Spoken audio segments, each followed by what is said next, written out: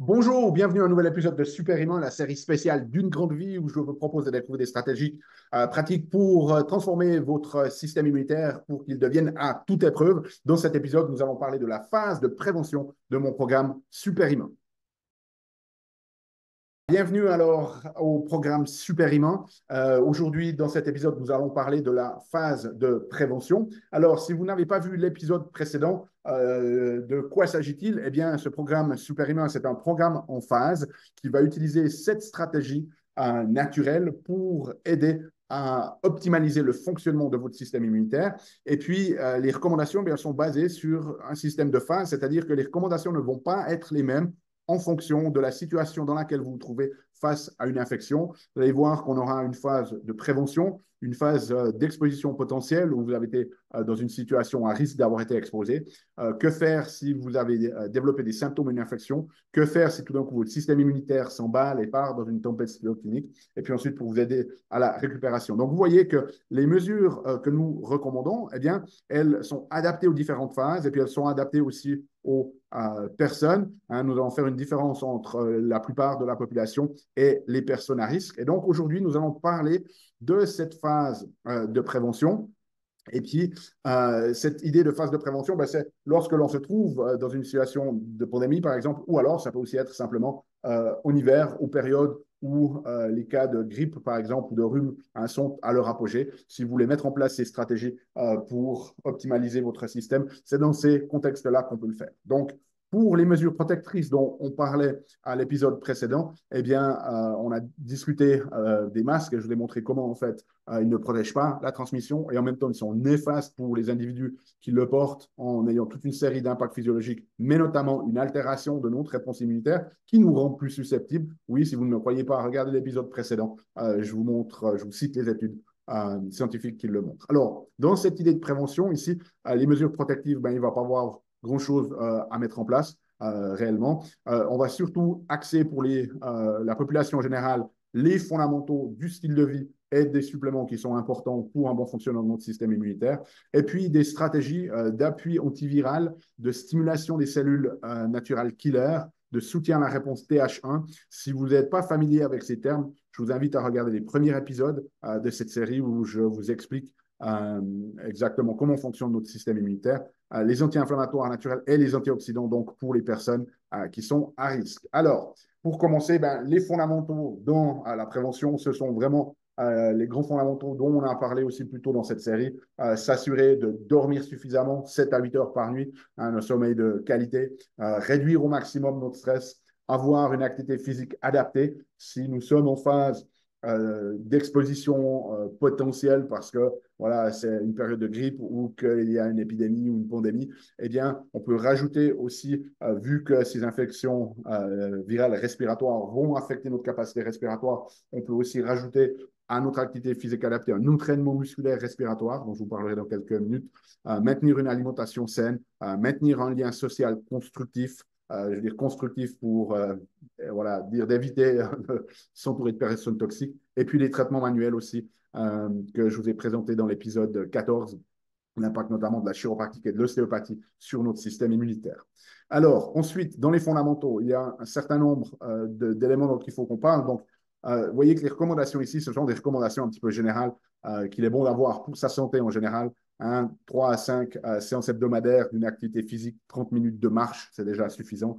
Ensuite, des exercices de résistance 2 à 3 fois par semaine, de l'exercice par intervalle où vous augmentez en fait de manière un petit peu plus marquée votre capacité aérobie, du tai chi, du qigong, du yoga, quelque chose qui va vous aider à votre souplesse aussi dans les recommandations 2 fois par semaine. Vous allez me dire, oui, c'est énorme. Ça fait partie des principes fondamentaux d'une bonne hygiène de vie. Et puis, cet entraînement musculaire respiratoire, vous pouvez faire chaque jour sans respiration forcée contre résistance. Vous pouvez aller sur Internet, vous pouvez mettre masque d'entraînement à la respiration. Imaginez un petit peu, ce sont comme des embouts de tuba. Vous pouvez ensuite régler l'air et donc vous pouvez diminuer le passage de l'air pour créer une résistance et donc ça va vous forcer à la respiration. Vous pouvez très bien aussi simplement le faire contre votre main, ça va déjà avoir un effet. Mais si c'est quelque chose que vous avez envie de pratiquer, je vous recommande d'aller sur Internet, vous pouvez trouver de ces embouts. Okay. Ensuite, au niveau alimentaire, Idéalement, vous connaissez ce qu'on appelle votre CRP, c'est un marqueur sanguin. Si vous ne le connaissez pas, demandez à votre médecin.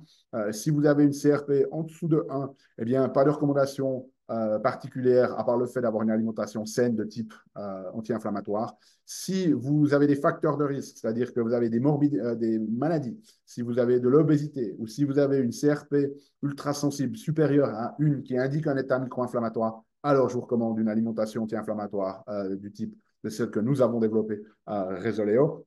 Et puis surtout, on a vu que le surpoids et l'obésité, hein, c'était des facteurs de risque très marqués. Donc, faites votre maximum pour essayer de réduire ce poids corporel. Ensuite, dans les fondamentaux, au niveau des suppléments qui sont très, très importants pour le bon fonctionnement de notre système immunitaire, on a la vitamine D. Idéalement, sur la base d'une prise de sang, vous faites ce qu'il vous faut pour maintenir des taux entre 55 et 80 nanogrammes par millilitre. Il y a différentes références. La référence ici, pour l'autre unité, vous multipliez ce chiffre par 2,5. Mais voilà les taux qu'il faudra avoir sur la base d'un taux minimal de 30. Vous êtes entre 55 et 80. Ça, vous pouvez demander à votre praticien, à votre médecin de vous aider avec l'interprétation. Si vous n'avez pas l'occasion de faire un dosage sanguin, et je le recommande parce que cette vitamine D, en fait, ça agit plus comme une hormone que comme une vitamine, c'est extrêmement important pour de nombreuses fonctions. Si vous n'avez pas l'occasion d'avoir, partez sur une dose orale quotidienne de 2000 unités par jour, okay, 2000 unités internationales par jour. Si vous avez la peau noire ou vous souffrez d'obésité, il va falloir un petit peu plus, 3000 unités par jour. En termes de vitamine A, 5000 unités internationales par jour. En termes de vitamine C, vous pouvez consommer 1000 mg par jour, idéalement prise en plusieurs doses. Au niveau du zinc, 30 mg par jour. Et puis, en termes d'huile de poisson, des oméga 3, EPA, DHA, si vous êtes en bonne santé et que votre CRP est inférieur à 1, vous pouvez prendre environ 1,5 g d'oméga par jour. Si votre CRP pardon, est supérieur à 1, que vous souffrez d'obésité ou que vous avez des comorbidités qui vous mettent à risque, prenez 3 grammes par jour. Si vous prenez des médicaments qui fluidifient le sang, parlez-en à votre médecin, bien que malheureusement, la réalité est que la plupart des médecins n'ont pas vraiment une bonne connaissance de l'utilisation de ces oméga 3. Ensuite, si vous êtes à risque, okay, on peut commencer d'utiliser des suppléments qui vont soutenir l'action antivirale de notre système immunitaire. Dans ces substances, on a notamment la quercétine, le sureau, Sambucus nigra, la lutéoline, le palmitoyléthanolamide, PEA, les probiotiques et la vitamine K. Si vous êtes en bonne santé générale et que vous avez un sommeil suffisant et réparateur, on n'a pas vraiment de stratégie particulière ici dans notre programme. Si vous avez des facteurs de risque ou que vous êtes obèse, je conseille de supplémenter avec de la quercétine, 250 mg par jour pendant cette période d'infection accrue, si vous voulez, dans votre environnement. Si vous avez de l'hypothyroïdie et que vous décidez de prendre cette quercétine, demandez à votre médecin de monitorer votre TSH parce que ça peut l'influencer.